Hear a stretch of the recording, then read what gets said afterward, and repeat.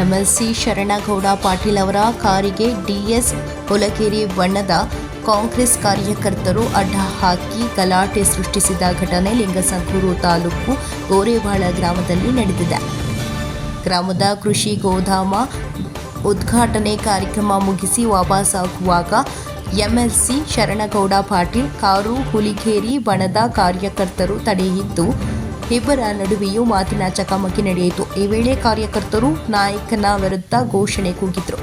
ಉದ್ಘಾಟನೆ ಕಾರ್ಯಕ್ರಮದಲ್ಲಿ ಎಂಎಲ್ಸಿ ಶರಣಗೌಡ ಅವರು ಲಿಂಗಸಗೂರು ಬ್ಲಾಕ್ ಕಾಂಗ್ರೆಸ್ ಅಧ್ಯಕ್ಷ ಗೋವಿಂದ ನಾಯ್ಕ ಅವರ ಬಗ್ಗೆ ಹಗುರವಾಗಿ ಮಾತನಾಡಿದ್ದಾರೆ ಎಂದು ಗೋವಿಂದ ನಾಯ್ಕ ಬಣದ ಕಾರ್ಯಕರ್ತರು ರೊಚ್ಚಿಗೆದ್ದು ವಾಗ್ವಾದ ಉಂಟಾಗಿದೆ.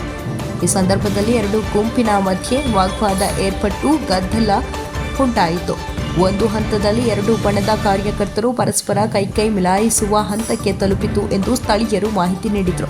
ಲಿಂಗಸಗೂರು ವಿಧಾನಸಭಾ ಕ್ಷೇತ್ರದ ಚುನಾವಣೆಯಲ್ಲಿ ಕಾಂಗ್ರೆಸ್ ಸೋಲಿಗೆ ಕಾಂಗ್ರೆಸ್ ಮುಖಂಡರ ಅಂತರ ಕಲಹವು ಸೋಲಿಗೆ ಕಾರಣವಾಗಿದೆ. ಈ ಭಾಗದಲ್ಲಿ ಕಾಂಗ್ರೆಸ್ ನಾಯಕರ ನಡುವೆ ಉಂಟಾದ ಅಸಮಾಧಾನ, ಪರಸ್ಪರ ಟೀಕೆಗಳು ಹಾಗೂ ಒಗ್ಗಟ್ಟಿನ ಕೊರತೆ ಚುನಾವಣೆಯಲ್ಲಿ ಫಲಿತಾಂಶದ ಮೇಲೆ ಪ್ರಭಾವ ಬೀರಿದೆ ಎಂದರು. ವರದಿ ಕಾರಲದಿನ್ನಿ ವೀರನಗೌಡ.